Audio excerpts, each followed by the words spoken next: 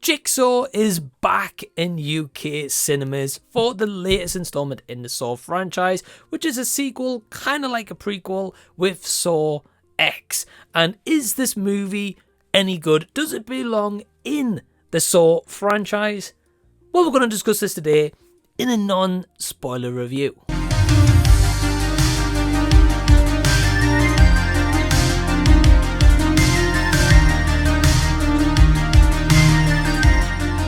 Hello everyone, what's going on? Welcome to the channel and thank you so much for taking your own time out to check out this spoiler-free review. As today we're going to talk about Saw X, directed by Kevin Greutert and once again starring Tobin and Shawnee Smith. Saw X tells the story of John Kramer, who gets offered a treatment to get rid of his cancer in or just outside the outskirts of Mexico. However, he finds out they did nothing in that operation and in kind of true Jigsaw style, plans to get revenge the best way and the only way he knows how. I'd like to give a huge thank you to all my awesome patrons who help to really support the channel. If you want to join Patreon, shop merch, buy a copy of my debut book, you can find a link to that down below in the description box. And also, if you want to request a movie for me to watch, I do have a link to my PayPal where you can request this to be watched as a short and reviewed with a shout out, or you can request a long form review with a shout out, also link down below in the description box. It was only kind of a couple of months ago where me and my partner Emma sat down and watched the entire series of Saw, including Spiral. And Spiral gets a bad rep, guys, by the way. I'm just going to say this off rip. I want to see a Spiral sequel. Might just be me. If you agree, leave a comment down below. So with Saw X, when I heard that this was going to be announced, I was thinking, hold on, John Kramer died in Saw 3. Not a spoiler, guys. This has been like 2000s by now. You've probably seen that movie, and I was wondering, well, how are they going to bring him back this time? So I found out this was set between the first and second movie, and I thought, okay, so what levity is this movie actually going to bring the franchise? Is it going to be bringing anything new between all this franchise where we actually need a story to, you know, kind of wrap a couple of loose ends up or give us some explanation that maybe we actually needed?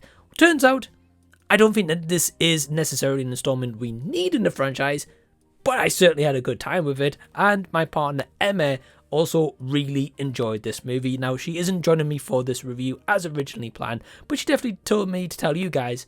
She said hello. So hello from Emma.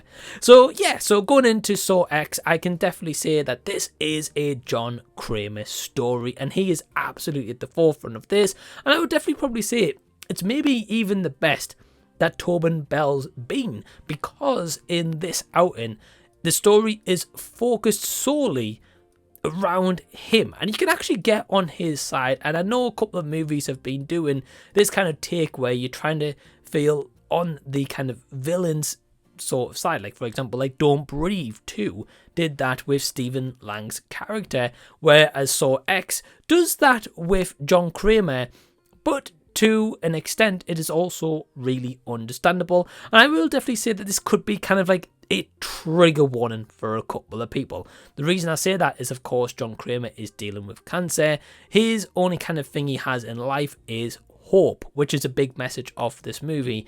And if you have any like loved ones who maybe has that disease or maybe has had it and had that kind of hope, hoping for a kind of cure, that is the range of emotions that John Kramer goes through here.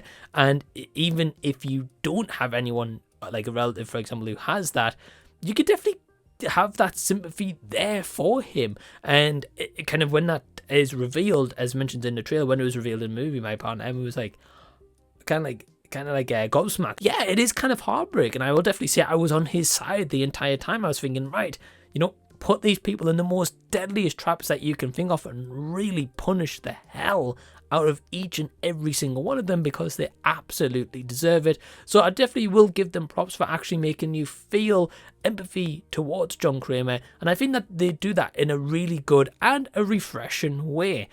Also, the cinematography for about 99% is actually done well. It's shot well, it looks nice. There's kind of used location of this old kind of like medical factory, really fits the forefront of the setting, and also gives you that feeling of the seclusion, because these people that are operating and doing these kind of procedures on kind of terminally ill people always say that they set up somewhere out in the middle of nowhere, basically do the procedure, and they're moving from place to place to place because they're not like FDA approved. So straight away it gives you the isolation of thinking, right, well, no one is coming to this location. Of course, it's a Saw movie, so the practical effects and the blood are always going to be on point, and it is absolutely on point here again. There is a lot of limbs flying all over the place. There is one part, and well, a couple of parts, I'm not going to lie, there's a couple of parts here where I was kind of like getting squirmish a little bit in my seat, especially there's one scene with eyes, and I've documented this on the channel, guys, quite a few times. If it's anything to do with eyeballs, yes, that's a no-go for me.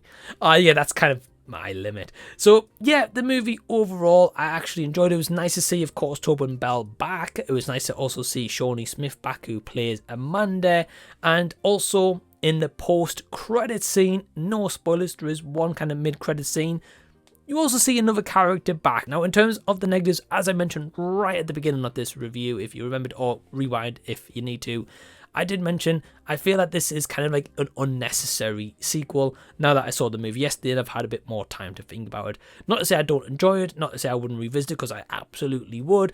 But ultimately, when I look at the big picture of things and I think, okay, so if I squeeze this in between Saw 1 and 2 on a rewatch, what value does this actually really add? Except for maybe a little bit of backstory with John Kramer and Amanda, and kind of like her kind of beginnings, and like her doubting herself if she can take over his legacy or carry it on when he's going to pass away. It maybe adds a little bit more in that field, but ultimately that's kind of about it. When I mentioned about the cinematography and kind of the editing being pretty much on point, there is a couple of parts here where it has some of that early 2000s editing, where there's like flashes or like the camera spin around like quick flashes and sequencing kind of editing that I guess it fits in that kind of like 2000 period if this is kind of like sequel prequel. But I didn't like it then.